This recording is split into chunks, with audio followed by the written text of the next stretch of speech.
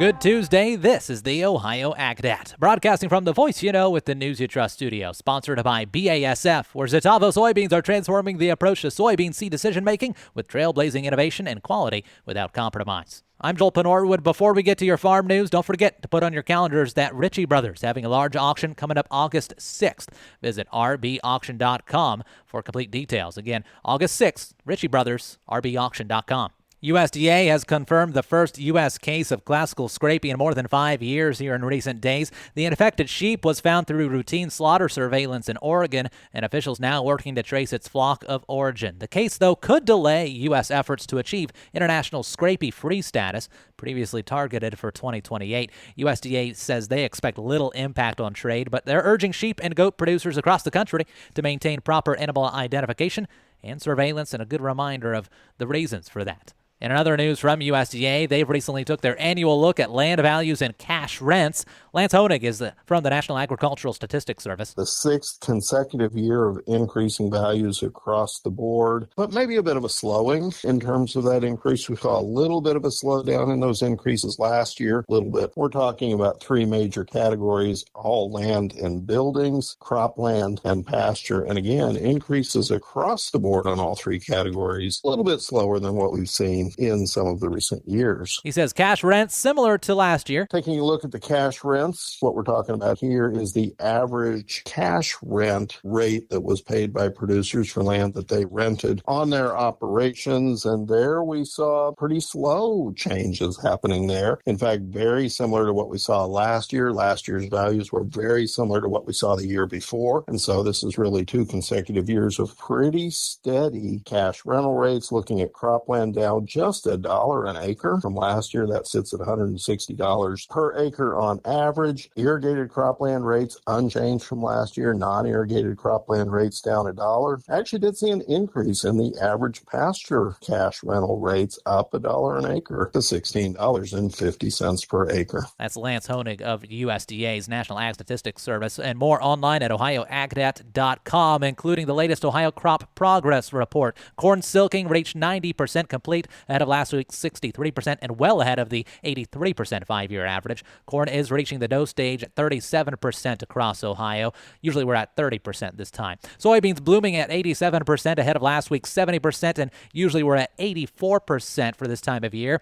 And soybean pod setting is at 58% ahead of last week's 33% and above the 52% five-year average. You can find that full crop progress report online at ohioagdat.com, thanks to Relentless Ag.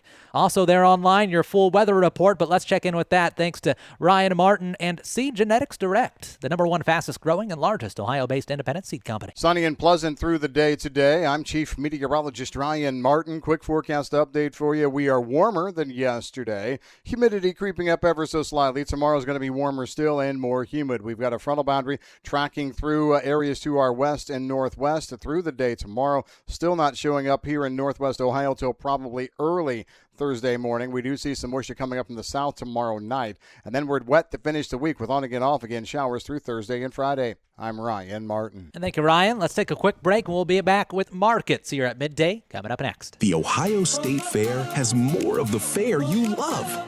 It's the best day together with more to do. Bring the whole crew for the classics you love. Plus, even more to explore, taste, and experience with brand new buildings, attractions, and more. More of the fair you love. The Ohio State Fair, July 29th through August 9th, 2026. Plan your day and get tickets at ohiostatefair.com. If agriculture is your way of life, you need news you can count on. That's why Ohio farmers turn to Ohio's Country Journal, your source for the latest in crop updates, livestock insights, market trends, and the stories that celebrate country life across our state. Every issue keeps you informed, connected, and ready for what's next in Ohio agriculture. So don't miss a beat. Renew your subscription or sign up today at ocj.com/renew and grow with the publication built for Ohio farm families. That's ocj.com/renew. Let's talk about markets and what's driving those today. Some pretty rough numbers on the grain side. Today's market analysis is brought to you by the Louis Dreyfus Company in Upper Sandusky. Opening to receiving soybeans starting September 1st. Ohio farmers plan to get your RFID tag the week of August 24th from 8 a.m. to 5 p.m. For more information, call 419-731-7100. Grain markets under heavy pressure this morning, led by a notable drop in November soybeans as crude oil sinks more than $2.50 a barrel. December corn is down 3.5 despite another decline in crop ratings, while wheat is down 5 to 8 cents. Improving Midwest rain chances are adding pressure, although corn demand remains strong and China continues to buy U.S. soybeans. So it could just be a today thing. September corn down 6 cents to 443.5. December new crop corn also down 6 to 466.25 per bushel. August soybeans at 11.52 3/4, down 16 cents at the moment. New crop beans also likewise off 16 to 11.75.5. September wheat 14 cents down to 6.37. On the livestock side, August cattle 20 cents lower to 230.90. Lean hogs for August 28 cents up to 97.80, but October is dropping about 13 cents. Feeder cattle up 20 cents for September, 342.78 per hundredweight, and milk trending about 15 cents higher. I'm Joel Norwood for the Ohio AgNet. Thank you for tuning into your farm news. This is the Ohio AgNet.